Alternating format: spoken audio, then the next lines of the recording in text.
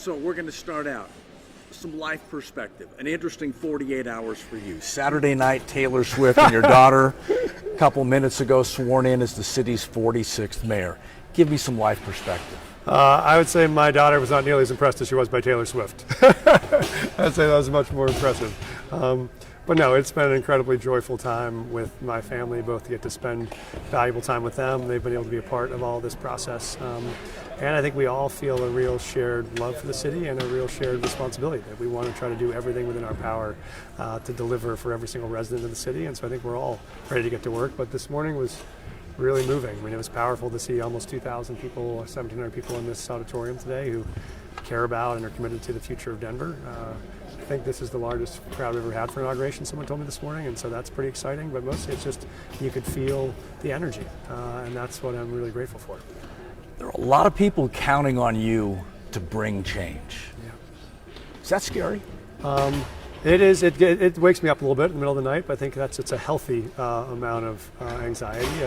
I take that obligation seriously. I take their faith in us seriously, and I refuse to fail on doing that. And so we're just prepared to work as hard as we can, as long as we can, to do that. But we know it's going to take everybody. That's why today I talked about I'm honored to be in this role, and also very humble about this is only one person as one citizen of the city, and we have a city to back us, but we really have the people who will change the way Denver looks and feels and is experienced, and so we're going to need their help through all of this. Months back we sat here and you talked about what you'd like to do and what your priorities were. Yeah. Now you're the mayor. Yeah. What's your priority? Yeah, I mean, I think we remain focused on the biggest issues the city faces. Our top priority is still going to be the one we hear in every neighborhood in the city, which is how do we help people that are unhoused get into housing? How do we get them services they need? How do we get back the cities and parks and public spaces that we all want to enjoy? How do we help provide affordable housing at all spectrums for not just the people that are unhoused, but for people that are working 2 jobs? It's still tough to live in Denver. And how do we make sure we provide security and safety in every part of the city so you can drop your kid off at school and worry about what they're going to learn and not worry about if they're going to be safe? I think those are all parts of what we've been charged to do, and those remain our laser focus. You took an oath. You asked the citizens of Denver to take an oath. Yeah.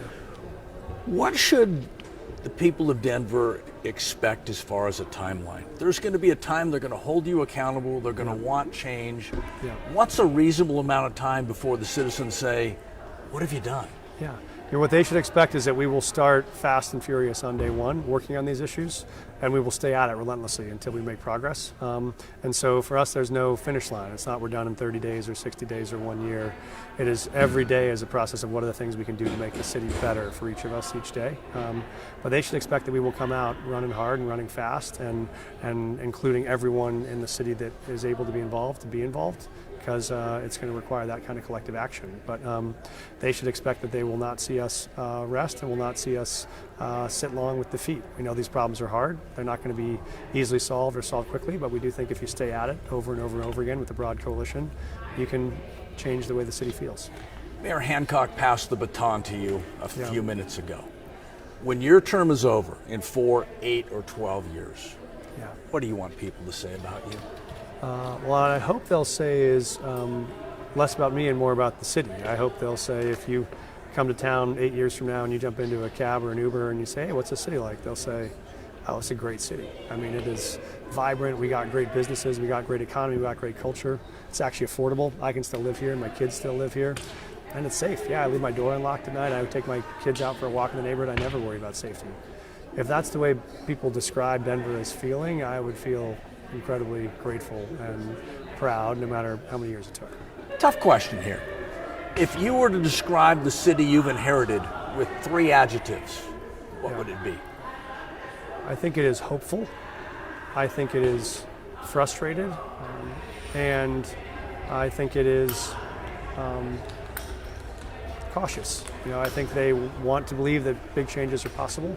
And I think they rallied around this cause to make that happen, and both the city council members they supported as well as our effort.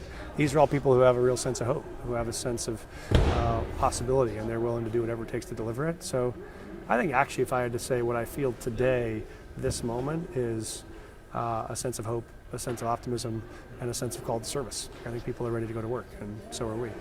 Almost wrapped up because I know you have to go. What message did the voters of Denver send in electing you and electing to that?